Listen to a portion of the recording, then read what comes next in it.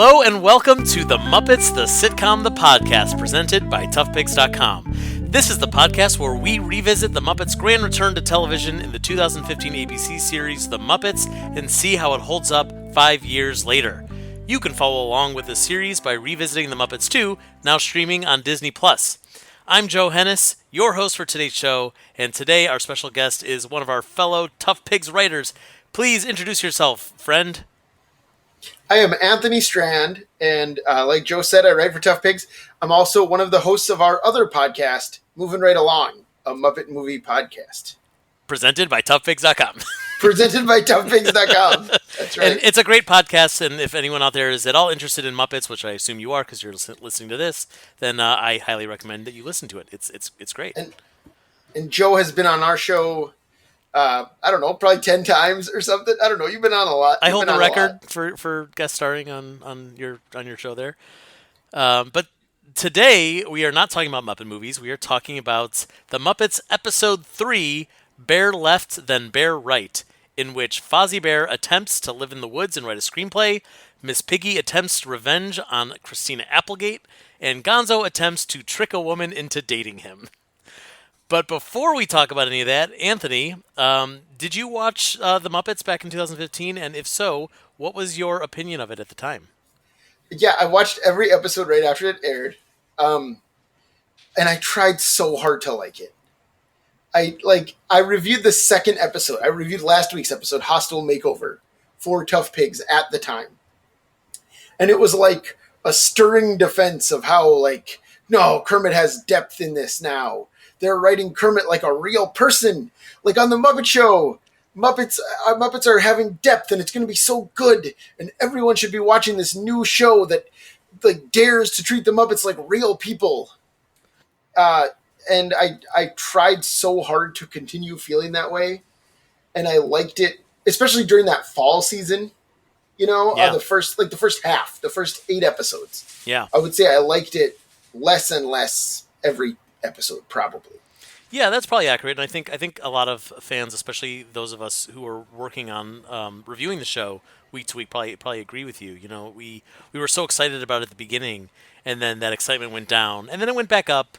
But it really, in the end, was more of a downer than anything. Well, and I just rewatched them all. I did a Tough Pigs article ranking all the episodes of this and a couple other shows. So I just rewatched them all in July.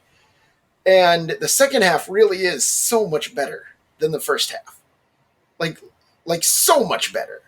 But here I am talking about one of these instead. But go on. That's all right. Well, I mean, they were fixing the show, and it was a show that needed to be fixed. I mean, most shows do.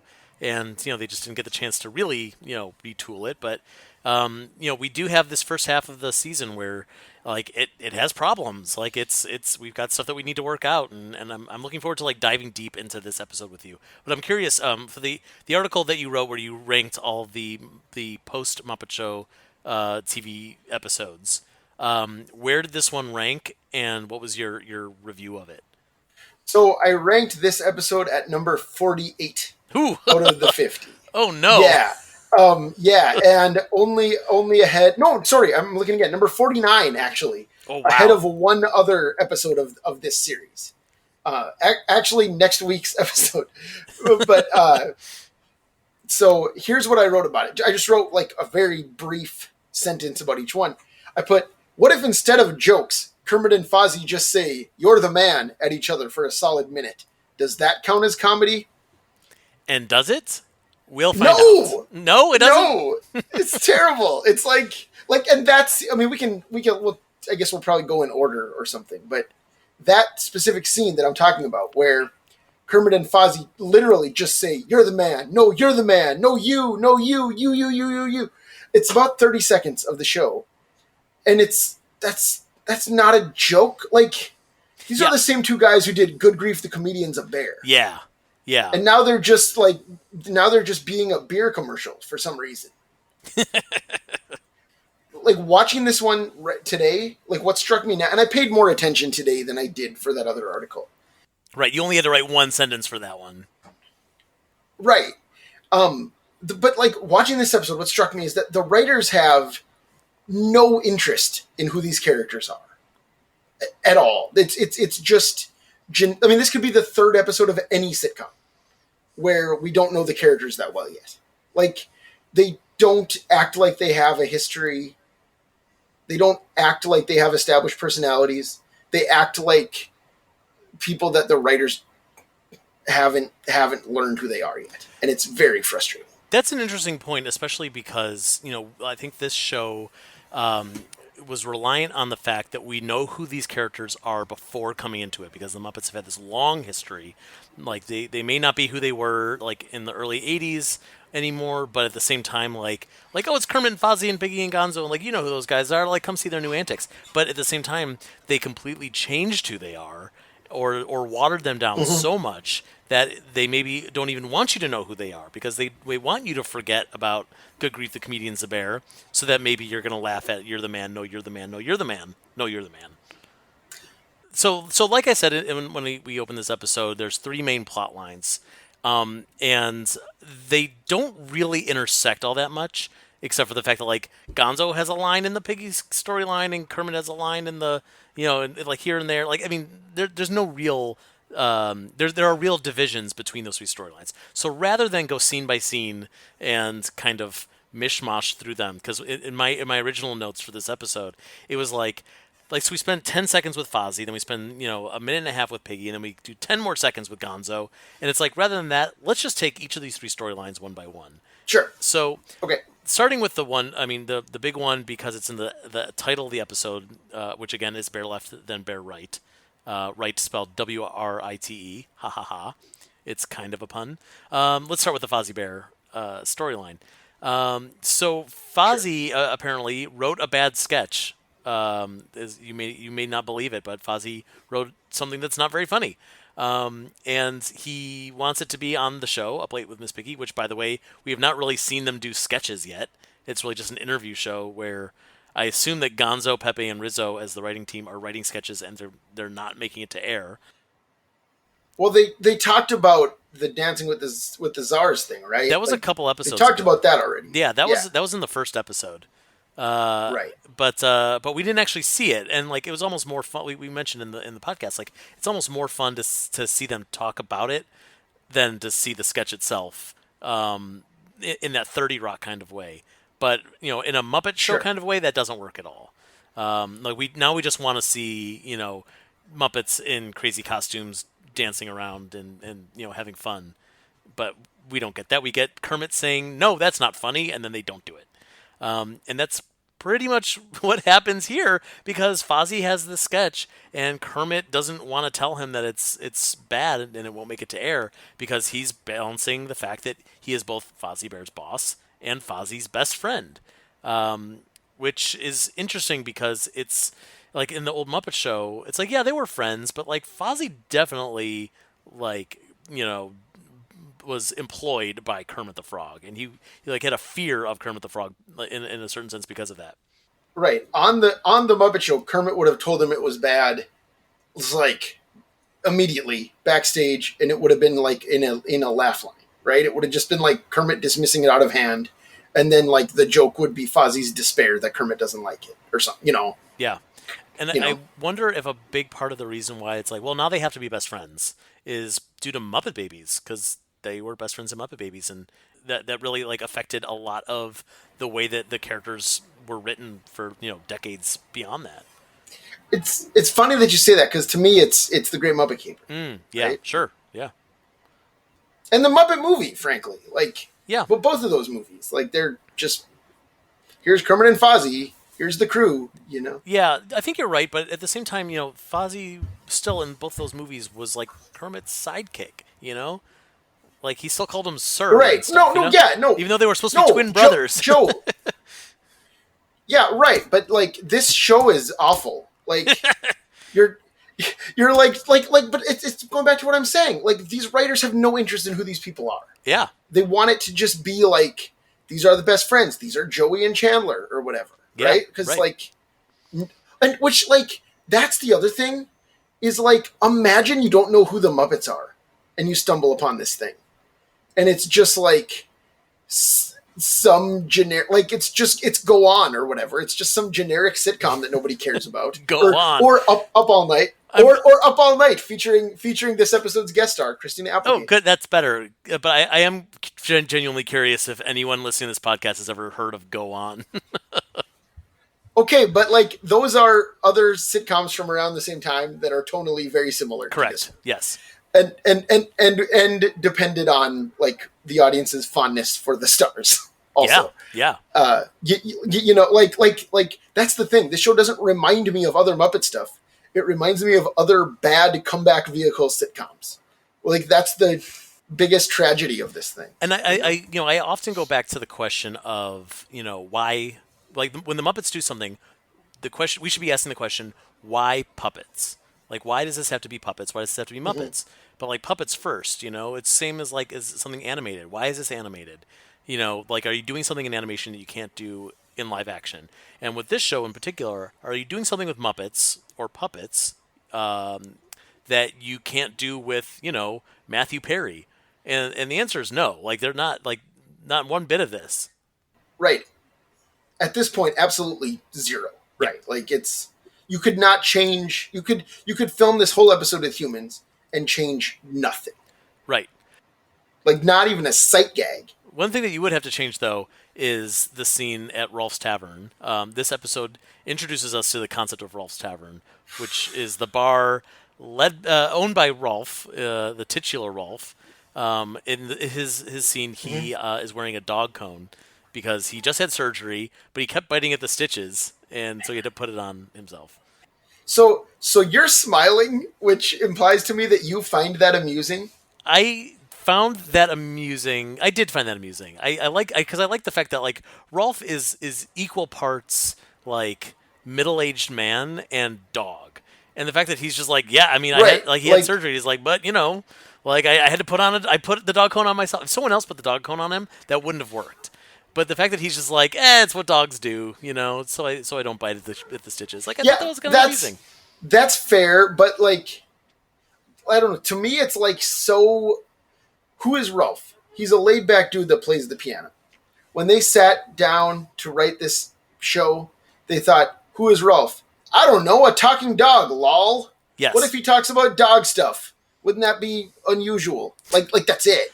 He doesn't play the piano. Like, he doesn't need to play the piano. Like, but like, he has a bar and he never once plays the piano at his bar in this series. I think the expectation when we heard that Rowlf's role on the show was that he was going to be working like across the street at the bar. Which, first of all, I hate the fact that he's not with the rest of the Muppet group, like working on the show. Yeah. But when we heard that, the first thing I thought was like, okay, he may not be like the piano playing dog, but he still gets to play like the bartender, which tends to be like a kind of a psychiatrist slash a philosopher for people who are coming to the bar with problems. He doesn't really do that. He definitely doesn't do that in this episode, and we don't really see him doing that. But that was the hope behind. Right? Yeah. That there were a lot of hopes that this show would be like we were really excited for this show before it aired. Yep, that's right. But like, I don't like, to me now that this show is first of all dead and buried years ago. Like, it's not like this show's been on for 5 years. It was like a thing that happened that nobody like nobody cares about this but us, right? Like, correct. Yeah. And it's like, so we can sit around here and be like, well, it could have been fun for Rowlf to own a bar, but it wasn't. No, I agree. Although I will say, and here's another reason why I do laugh at the Rowlf acting like a human dog hybrid joke, is like that's Dog City. That's one line from Dog City. Yeah, that is Dog City, but that's true. But it's And if that was Rowlf's only thing, if that was the only thing he did was be like, hey guys, I got fleas, or like, hey guys, like I just pooped on the sidewalk, then it's like, well, no, okay, that's not Rowlf anymore. That's just Dog Man. But like, Rowlf had one line, and that's the line they gave him, and I thought it was pretty amusing. Yeah, I guess it, honestly, if he wasn't like ripping it off and biting his stitches later, it wouldn't bother me as much. Yeah, that's but like, fair we too. see him again, and he's like literally like biting at his stitches like a dog. Which, okay, he's a dog, lol. But it's just, they just don't care about who Rowlf is. Yeah, That's They're accurate. just Yeah. they were presented with a set of characters that they've never heard of, and they were like, "This one's a talking dog.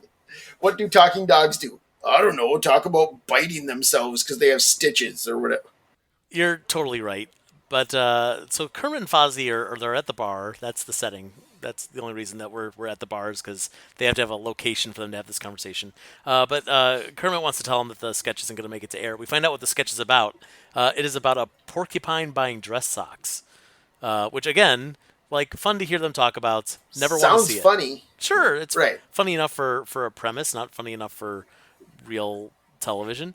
But what if it was about a frog buying a T-shirt with his name on it? Oh man, so that's the thing is like that sounds like exactly the same amount of stupid, and yet that sketch from Sesame Street is one of the greatest things that has ever existed on the medium of television. Absolutely. Yes. So Kermit can't bear to tell him that the idea is it's not going to make it to air. So he tells him it's so good he should turn it into a movie. And honestly, I would watch a movie about a porcupine buying dress socks, Sure. especially if it's a musical. So, so I don't want to sit around bashing Steve Whitmire all day. I don't. I feel like 25 years of Steve Whitmire as Kermit brought us to the point where he can't tell Fozzie a sketch is bad. Yeah, I think we've talked before about how like that, like Steve Whitmire's performance as Kermit has like it was a very slow evolution. And here's the thing, I'm all for characters changing and evolving, even like as long as it doesn't come out of nowhere.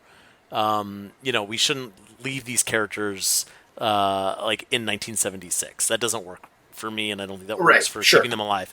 So that I'm not complaining about that part, but the fact that the way that he evolved was so that Kermit, like Steve had talked about things like Kermit doesn't lie, Kermit doesn't, he doesn't try to trick his friends. These are the kinds of things that make Kermit feel a little too Mickey Mouse, a little too milk toast. For sure, And for sure. this is a good example of that, especially because in this series we're seeing little snippets of Kermit's snarkiness kind of coming back. We don't see it so much in this episode, but in other episodes that we've seen and will see, those little things of like the frustration that Kermit feels of being a showrunner again, like that stuff is coming back. And this is one of those things where like he could have had that snarkiness and he could have been a dick, but instead Kermit is leaning toward the way he's been since the mid '90s of like oh gee whiz, well I guess I have to be the nice guy here. Yeah. And it's just, I don't know. I mean, I guess, again, if it was funnier, it'd be fine. Like, Sure, yeah. You're right. It's not funny, but I guess this is also Act One, the hope, and I keep talking about the hope as if it means anything. But right, the hope is like, right. oh, well, we're setting it up for something, and something is going to pay off. But what ends up happening is that Fozzie wants to now quit Up Late with Miss Piggy so that he can write his screenplay. I don't know why he can't do both, but apparently he's got to quit his job. He doesn't have time to be the Andy Richter, the Andy McMahon to Miss Piggy's Conan. But the scene where he quits does have my favorite joke in this episode by far. What was that? Which is when Sam the Eagle says, "I for one will miss Fozzie. He wasn't funny, but he kept it clean." It's true. Which is a really good Sam line. That is a good Sam line. And that line is also followed up with Bobo saying that he really felt like he had a connection to Fozzie. And Scooter says, "Oh, it's because you're both bears, right?" And Bobo says, "No, we were swim buddies at the Y." But which is a funny image, a very funny image. It is. Fozzie and Bobo swimming laps. For sure. I love that. I love the fact that they bonded over something other than being bears. One thing that I don't care for, and I talked about this a couple episodes ago with the whole sequence of Fozzie meeting his girlfriend's parents and like the innate racism that's put onto bears in that scene because his girlfriend's father hates bears for some reason, or at least hates the idea of his daughter dating a bear. But here it's like Scooter saying like oh, it's because you both have the same skin color, right? And it's like, right, well, no, that's like we're kind of like slipping those racist jokes into a show about starring the Muppets, which I don't know how I feel about that. Yeah, no, you're right. It's not great, and it's one of those things where, like, are Muppet Bears a distinct race, like within the Muppet world? I don't know. No, I mean the answer was no up until 2015 when they decided to make jokes about it. Right, fair enough. Fair enough. Yeah, Yeah, but to be fair, not so. Now that I'm thinking about it, is like I think back to like the Muppet movie, and like Kermit makes jokes about being a frog all the time. Other people make jokes about being a frog, but the second that Doc Hopper says like, "Oh, you frogs expand, don't you?" and he puffs his cheeks out, like Kermit is insulted, you know. So there's a line that you can't cross. that's true. That's true. Scooter is the Doc Hopper of this episode. He wants Bobo the bear to be his spokesbear for his bear meat restaurant, or else he'll stuff him. Yeah, Vincent Price talked about eating bear meat in front of Fozzie one time. That was good. When See, the Muppets hosted the Tonight Show, remember that? I do remember that. We talked about that a couple episodes ago on this podcast. That is way better than this. We should just watch that again. We should. And hey, if you haven't already, everyone, go listen to the episode of Moving Right Along, the podcast, where we all talk about the Muppets hosting the Tonight Show in 1979. Oh, yeah. Awesome. There's an interesting line here, too, where Fozzie says, you don't have to believe in me, I believe in me. And then Kermit tells him that the line's a little contrived. And which is garbage because everything in this is contrived. Like, it's no different than anything anyone says to anyone in this terrible script. But here's the thing.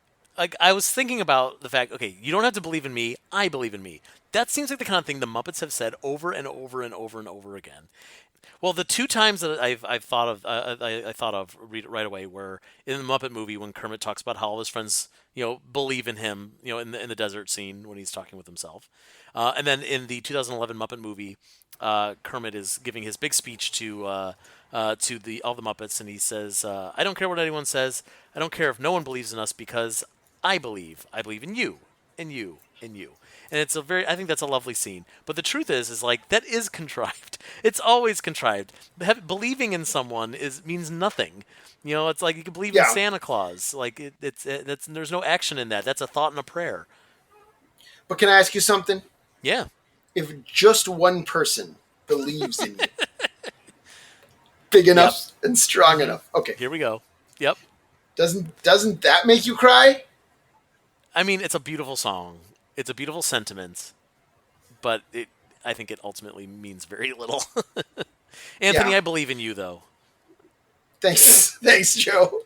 What do you want to talk about next with Kermit and Fozzie? Well, I'll tell you, is Fozzie has a replacement. That's true. That's pretty good. It's pretty good. It's TV's Nick Offerman. Nick Offerman from Making It. From Making It, which is the best TV show ever. Everyone should go watch it. It's great. He's also, you've seen him in Parks and Recreation, and he was a voice in the Lego movie. And he also, Muppet Connection for him, appeared in a viral video made in 2014 with Cookie Monster and John Oliver. They made a video, and Nick Offerman has a little cameo in that thing. So Nick Offerman is hired as Fozzie's replacement, but we never actually get to see him as Fozzie's replacement, which is a shame. But he does tell Kermit. Kermit says to him, we owe you one, and he goes, "Great, I will take a cappuccino machine." Yeah, which is very funny. That's a good joke. It was a very good joke, but I liked it. He's describing the one he wants. He wants the big one, the kind that you see in restaurants that are run by Italian guys who've been in this country long enough to speak English but don't. Yeah. And then later on, he comes back. He has another scene, and he says, "Kermit, I'm sorry. I shouldn't have asked you for a cappuccino maker. I want a boat." And Kermit's like, "I'm not buying you a boat." And he's like, "It's not a big boat. It's just a sloop. And I'm going to call it Cappuccino because that way I sort of get both." But then he has a weird moment where he says, "Or I'll call it Janice." And he kind of has a little moment with Janice. Like he's flirting with her. Yeah, which is like... That is funnier than when Sam falls in love with Janice, I think. Yeah, we'll get to that soon. Spoiler. But also, like, I don't know, man. Nick Offerman is, like, famously married to a fellow actor, Megan Mullally. Like, everyone knows it. So it's like, it also just plays like he's like, "Hey, Janice, I'll cheat on my wife with you." Like, That's funny. I hadn't thought of that, and I just assumed that that Nick Offerman and Megan Mullally are like they just seem to be so sexually active that like it's okay. Like, hey, Fair look, enough. Janice was on your list. Like, have fun, hall pass. You know. Sure. Fair enough. Anyway, he's great, and there's not enough of him in this episode. It's a shame. Correct. Correct. He should be doing sketches with Muppets. Wouldn't that be nice? It would. But no, we're left with Fozzie Bear, who has now moved to the woods so he could write his screenplay. Unsurprisingly, he is terrible at living out in the wild. He swallows a bug, his tent flies away. Oh man, that scene where that's another You the Man thing, where he swallows a bug and like sits there hacking it up. Yep, it's not funny. That It's goes just a on. thing. It goes on forever, and it's not even remotely funny. It's just like we need to fill the time. This episode needs like this is 22 minutes of network television, and that's all it is. Like Yeah, you're you totally know, right. And you know, we get something where the joke is Fozzie Bear is not very good at being a bear, and that's it. That's the whole joke. they don't care about the characters. Again, same thing. Yeah. I do appreciate the fact that like I just assume, you know, I think of like Fozzie Bear. This parts of this feel like the evolution of Fozzie Bear being like a bear that can drive a Studebaker. It's like he's a city bear. You know, that doesn't really Sure. exist. This is Yeah. Fozzie who like in Muppets Take Manhattan when he's like sleeping in the cave with the other bears is like, I don't know how to do Yeah. this. But that's And way fun. Like I'm just saying, it's the same idea, but that's a funny version. correct, yes. But like that, like him walking around. This is an example of like there was a joke that I thought started funny and ended not so funny. But he's walking around the woods, hungry. He didn't bring any food with him because he could have sworn there was a Panda Express around here. And then he goes, "Oh no, wait! I'm thinking of the Glendale Galleria." Just yeah, it's funny when he says, "I thought there was this Panda Express around here." Yes, Is that what you're saying? yes, And then and then they do the same joke again, so they like explain it too loud, so it stops being funny. yes. Not only that, but the fact that like it's a very LA specific joke. And Yeah, I get that, like, I live in New York City and I watch TV shows and movies all the time that make New York specific jokes that I think are hilarious. And Anthony, you live in Missouri. I Or don't. Minnesota. You used to live in Missouri. Whoops. It was the other M state. You live in Minnesota. And I'm sure you hate when people make, when TV shows make New York or LA jokes. So this is probably how you feel all the time. I wouldn't say that I hate it.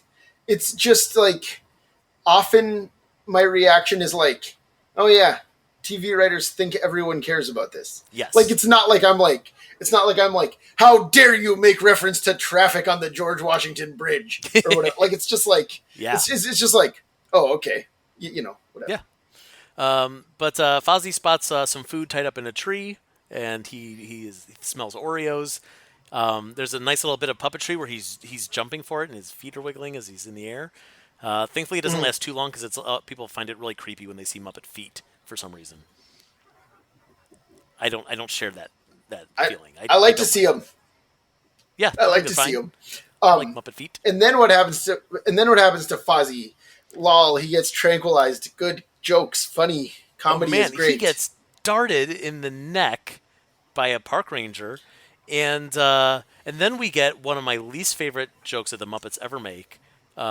Is I do not like when Muppets make "boy am I drunk" or "boy am I high" type of jokes.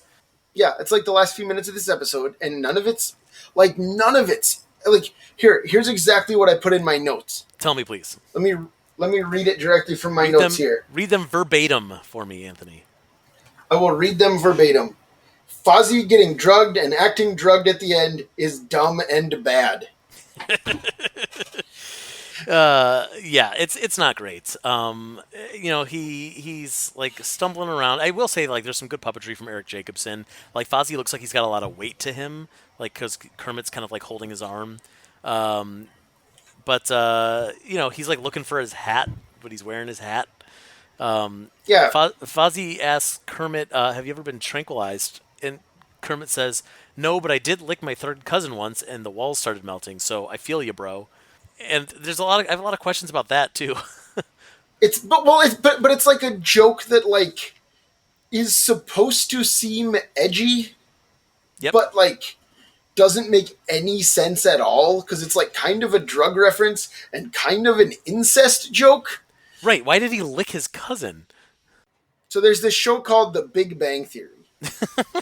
Like, I don't know if you guys have talked about The Big Bang Theory yet, which had the same. I mean, Bill Prady was the executive producer of this. He was the showrunner of The Big Bang Theory for many years.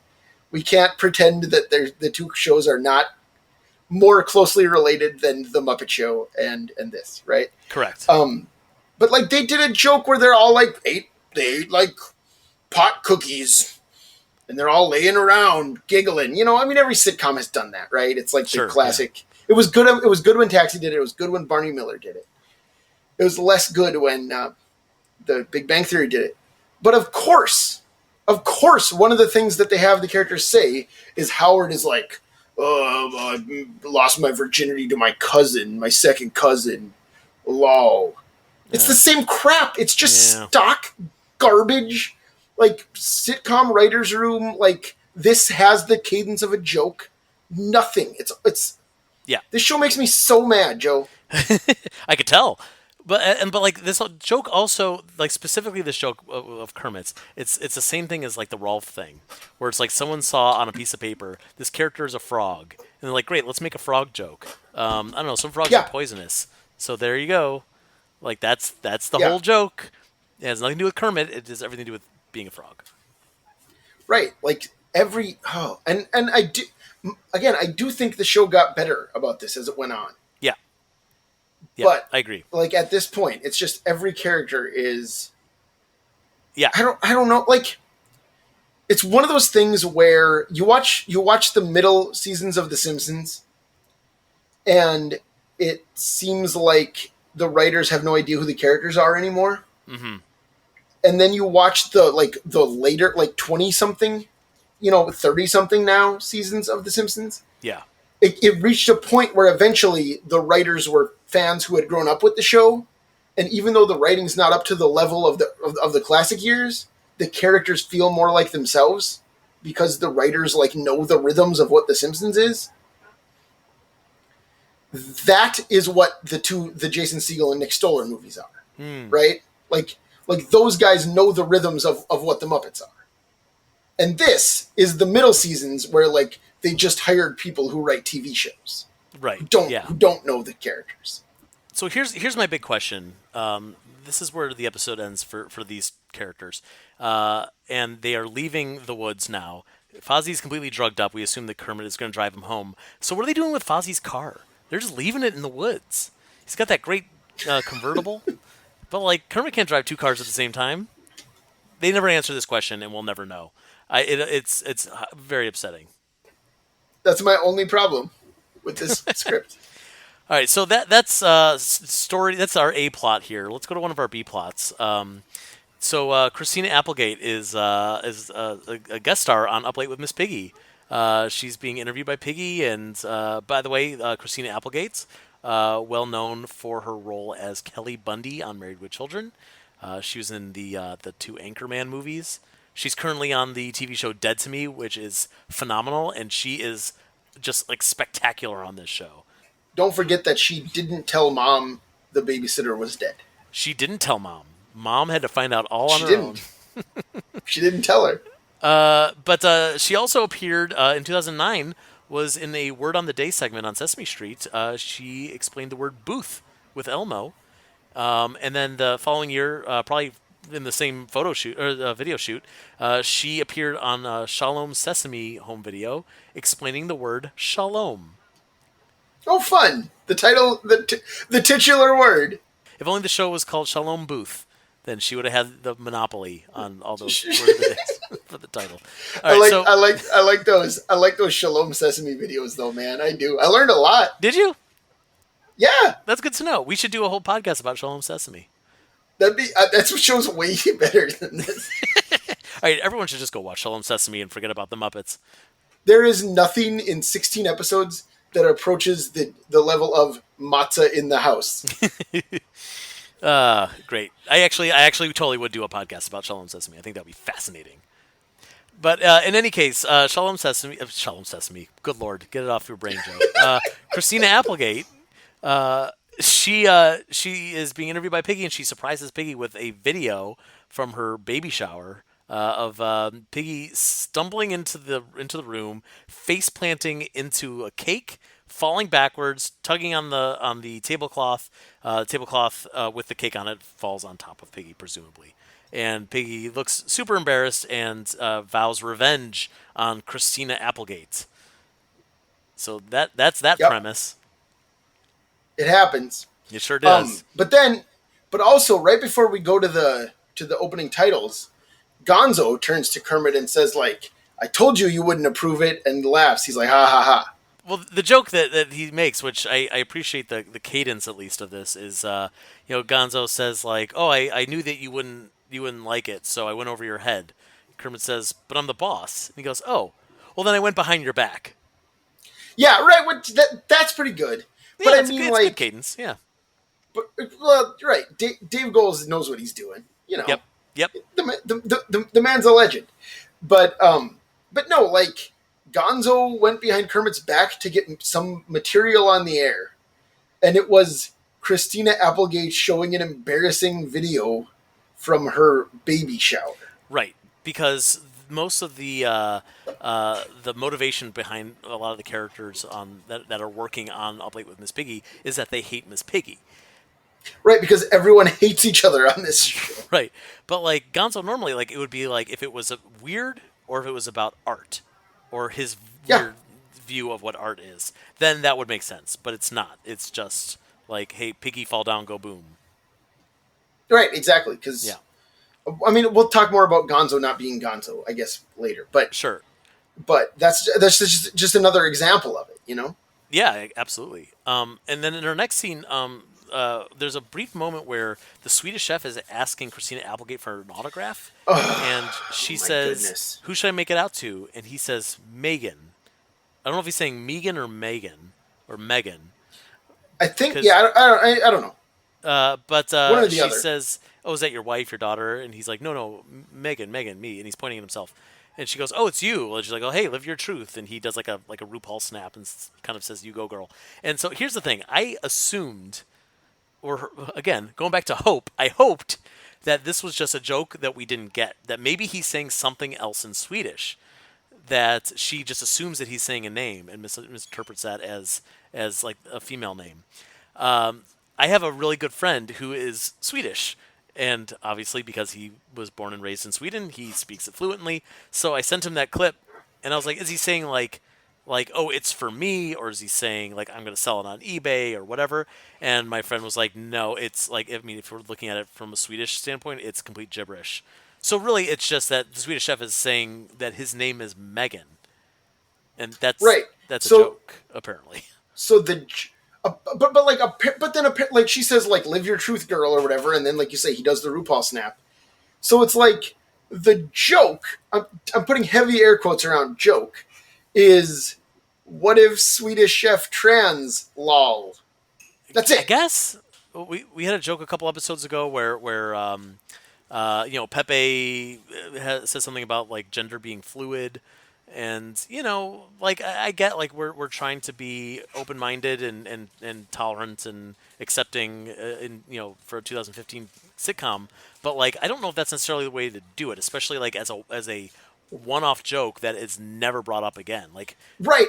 It just seems like I mean the joke is essentially like gender identity lol, yeah, right? Like right. it's ugly. It's not. Yeah, Ugh. it it does not work. It doesn't add anything to who the Swedish chef is.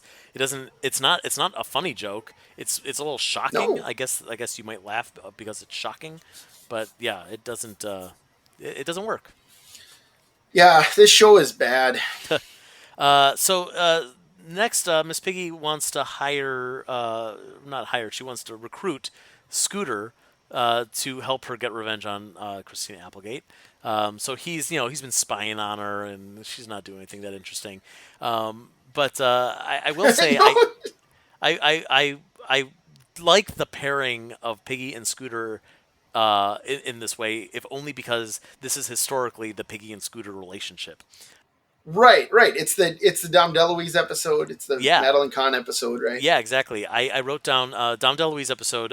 Scooter pays off the audience to applaud for Piggy, and then loudly so that Kermit will hear, says something that along the lines that like Miss B has a great offer for another show, so Kermit will appreciate her more. And then in the Avery Right. Schreiber episode, Piggy gets Scooter to spread the rumor that Avery Schreiber is in love with her. Right. Yeah. Yeah. What happens in the Madeline Kahn episode? Remind me.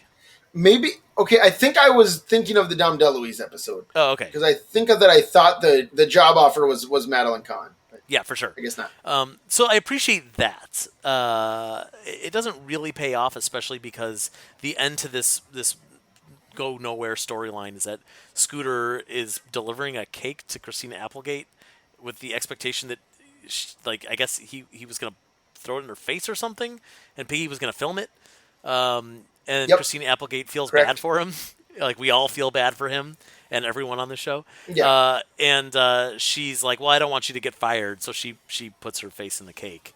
It would be very easy for me to say like, oh, on the Muppet Show, Piggy and Christina Applegate would have just had a song together, and that's like how their rivalry would be, sorted out or whatever, which is true. But I don't even mean to sit around here and talk only about the Muppet Show, because like in a few episodes, they're going to do something pretty similar with Reese Witherspoon, Yes, which does resolve with Piggy singing a song, right, because they learned that like that's what should happen. right, That's what the Muppets do. You know? yeah, And I think that helps that one feel just like more natural than this one. yeah, yeah. This just like it just isn't a story arc. Like nobody learns anything. Nobody changes. Nobody has. There's really not much action in here. It's just like Miss Piggy is like hates some lady, and then Miss Piggy gets arrested at the end, and that's it. Right. And don't forget that Miss Piggy also says "sex it to me, Saki boys" Oh, I in forgot about this that. sketch. You already forgot because you blocked it out. I did. I did. Yeah, Christina Applegate's talking about Piggy's Japanese commercials, where the catchphrase is "suck it to me, sexy boys," which is like, okay, that's kind of a cute joke, like that Piggy has to say that in commercials or whatever. But then Piggy says, actually, it was "sex it to me, Saki boys," which like only makes sense if you've heard the other thing right before, and also isn't funny and isn't a commercial slogan. Not only that, but all it made me want is to see Miss Piggy in like one of those really bizarre Japanese commercials. Like, why couldn't they just show us the commercial? Right, honestly, this whole show would be better if it was formatted like 30 Rock instead of The Office. Yeah, And they did cutaways to stuff like that instead of just describing it. 30 Rock probably also would have, like, if not done a cutaway like that, which I think you're right, they would have tossed it during the credits. Like while the credits are running, Right, we for see sure, Piggy's for bizarre sure. commercial. Yeah. Yeah. Well, let's move on to the third and final storyline here, so we can be done talking about this episode. All right. This is about Gonzo. He's really into online dating because that was in the press release. He loves it. That was in the press release for this show, so I guess we have to follow up with that. Oh, that makes Yep. sense. Yeah, look how hip and modern. You like. I mean, I think you also met your wife online. Correct. I know I did. Yes. And I met my wife online in 2009, which is 6 years before this. And like, we weren't trailblazers. You know, this Yep. wasn't like a hot new thing No. in 2009. So it certainly wasn't in 2015. That's just like how people meet each other. It's right? true. Yeah. Yeah, it's not weird. It doesn't fit Gonzo at all. But Nothing about like this. Gonzo's role in this should be played by Scooter. that's interesting. Yeah, I can see that. Like Yeah, a little bit desperate. Everything about it would make sense. Yeah. Yeah, he's desperate. He'd be worried about like what some girl would think of him, right? Like, I could also see this as like a Bobo storyline because Bobo is so sure, yeah, that's Bobo and Cindy Crawford. Yeah, right? that's exactly what I was thinking. Yep. So I did a freeze frame on Gonzo's profile. He uses a photo of Liam Hemsworth as his own. Partially because Liam Hemsworth is a very good-looking gentleman, and partially because they hired him to actually appear in this episode. So I guess that's how they landed on Liam. Right, and I think he's fine. Like, he's very game. He seems sure. happy to be there. He's fine. He doesn't really do anything funny, but he's. Yeah, he's the second best Hemsworth. I like the one.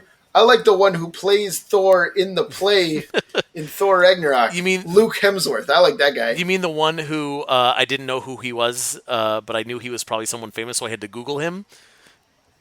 That Yes, that Hemsworth. was me too. That's why. That's why I like him. He is truly the Ann Cusack of Australia. You think Luke Hemsworth is Ann Cusack? Is that what you're saying? Liam is John. Come on. Yes. Liam is the John Cusack. Sure. Yeah. No, you're totally right. You're totally right. Because Chris is Joan, obviously. Yes, because Joan Cusack is the greatest. Yes, you're totally right. She's great. They're both great. The website that Gonzo was using for his online dating is full of missed opportunities. I wrote down everything that I could find in the freeze frame when we see his profile. The website is called Leap for Love with the number four. Not a joke, just a thing that they made up. His profile name is Gonzo Loves Love. Love is spelled two separate, different ways in that. And then, in the whole description of what he looks like, it's all probably Liam Hemsworth's stats. So he's 6'3", body type is buff. And then everything else is like kind of like Gonzo light. Again, like if you had read like a brief description of who Gonzo is. So it's things I like, art and pain. Things I dislike, nothing. I see a use for the stupidest things, especially the stupidest things. Not really that funny. It might be funny if Dave Goles said it, though, is the thing. Yeah, maybe. I don't know. But he didn't. We just saw it written down in like a 2-second flashback, flyby on screen. And then it says 5 words that describe me: outsider, independent, fearless, soulful. Okay, is that 5? And that's it. None of it's a joke, No, right? none You're of it's a right. joke. It's just like Missed opportunities. it's like you very missed opportunities. Yeah. So the girl that he has matched with, that he's been chatting with, her name is Debbie. I am reasonably sure that that is a reference to Debbie McClellan, who is the former vice president of Muppet Studio. She was an executive producer on this project. She started working with the Muppets. According to the Muppet Wiki, she started around 1999. Her first on-screen credit is assistant to Brian Henson on Muppets from Space.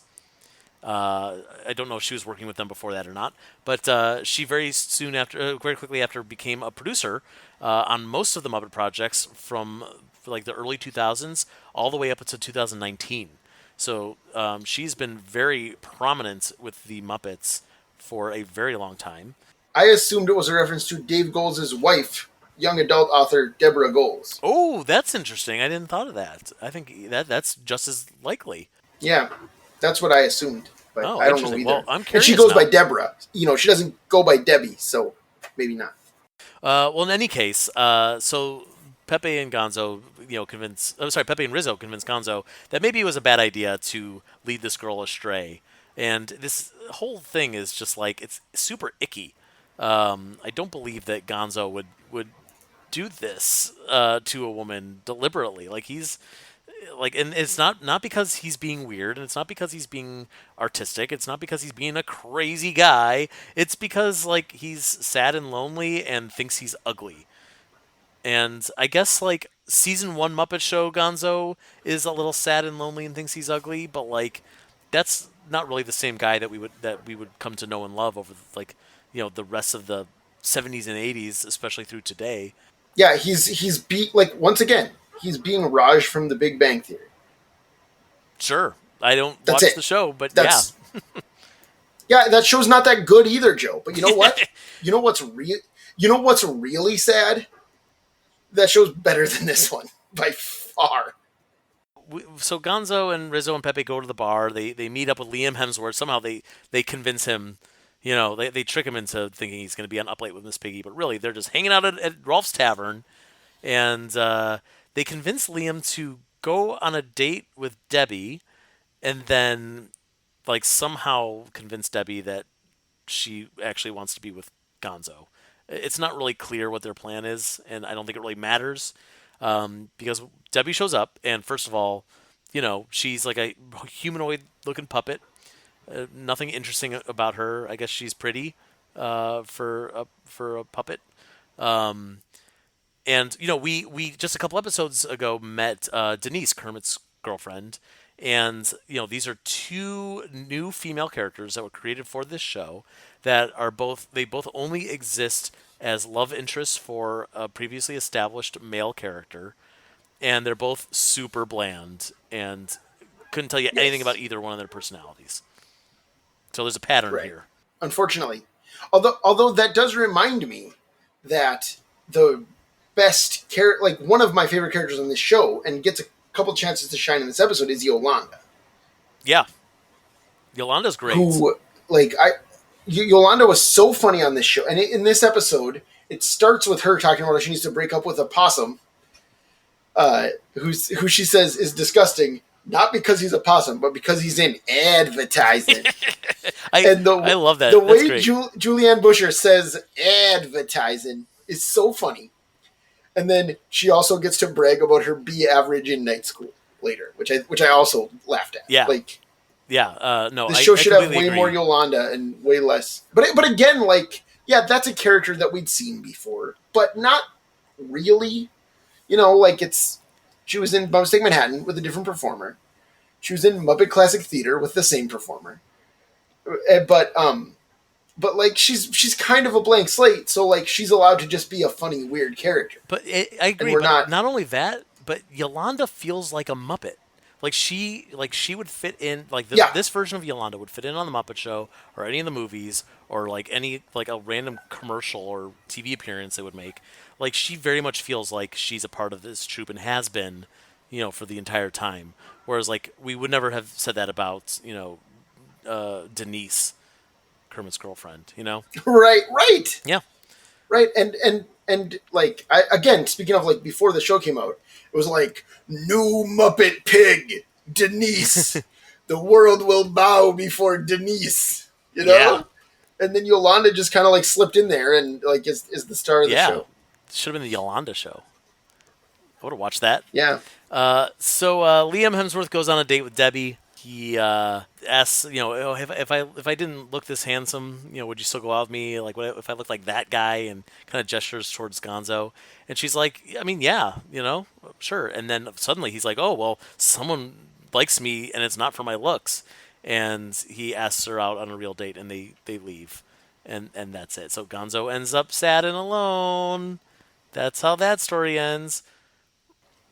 So poor Gonzo. just to recap, of the three stories that we have going on here, one of them ends with one of the characters being drugged and basically carried out. One of them ends with one of the characters being arrested, and the third one ends with a character being left alone and dejected after having tried to trick a woman into dating him. Like this is a downer. This is a downer of an episode. Yeah, you know what? You've convinced me. This is worse than that other one. I should have put this number 50. Wow. This is the worst episode of television ever made. Wow. So let me ask you a couple of questions. First of all, was there anything that we skipped because we kind of ran over a few of these details?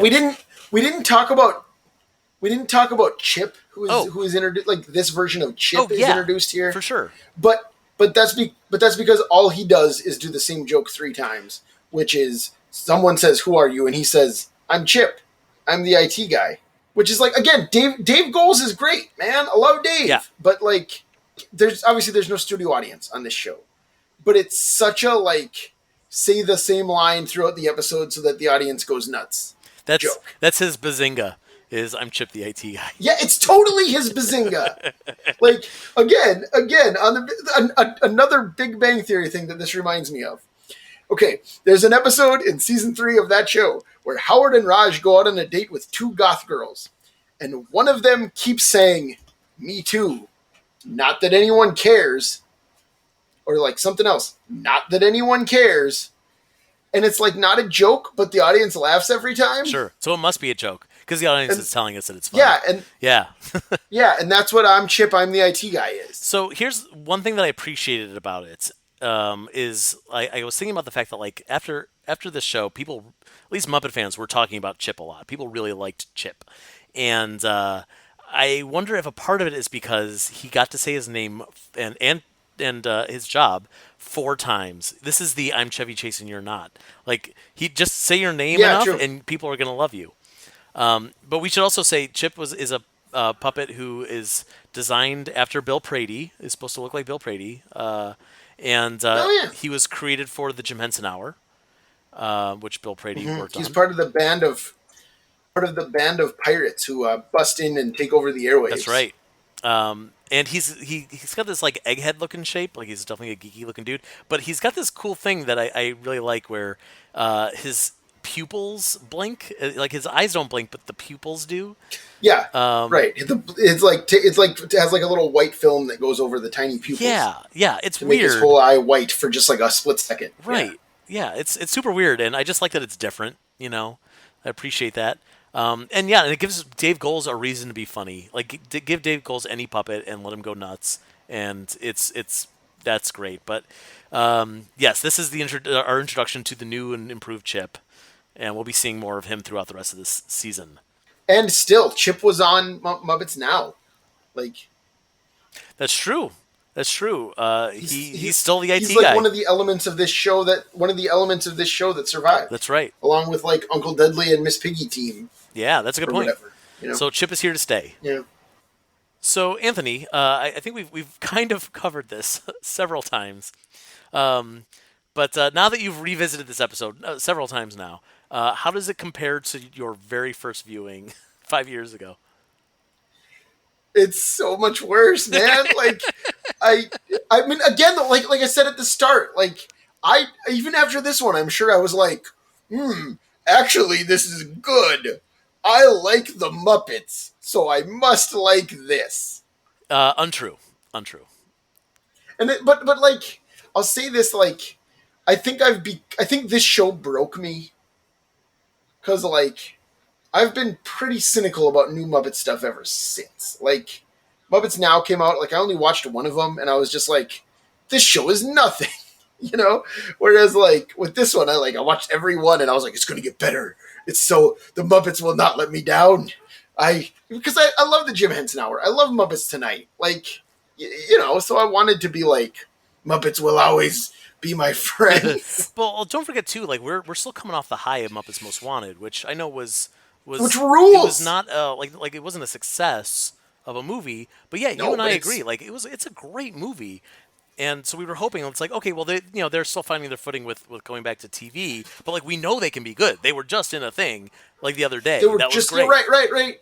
Like like I remember talking to either you or Ryan, probably both, at the time about like the Muppets. Like even if they never do anything ever again, like we'll still have like these two good movies, and then like I remember like saying like and a good TV show because it was like I just knew Sure, yeah. it was like preemptive, like this is the Muppet Renaissance. Muppets Most Wanted is great. The Muppets is great. The feature film. The Muppets is great. The sitcom. And that's no false. Go On is just as good. Go on. Everyone go find Go On. The It's Go- probably streaming somewhere Go for free. watch Go watch The Goon. The Goon is probably on Crackle or Tubi or something. Or just someone uploaded it all to Vimeo. It's just there. They don't care. They've given up on trying to make money off of Go On. Yeah. Anyway, well, this has been great, Anthony. Thank you so much for joining us for this podcast.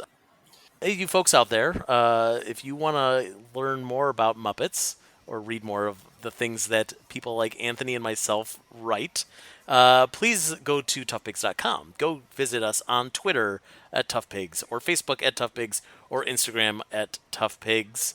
And be sure to listen to all the fun podcast episodes that we have on this channel, including 15 Seconds to Curtain, which is our interview series with notable Muppet fans, as well as the podcast series Moving Right Along, featuring Anthony and our colleague Ryan Roe, as they review Muppet movies 2 minutes at a time and talk about it a lot.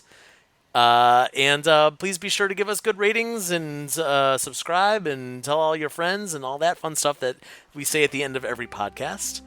And make sure you tune in for more talk where we're bashing the 2015 Muppets sitcom right here on Muppets the Sitcom, the podcast. Thanks, everybody, and goodbye. Goodbye.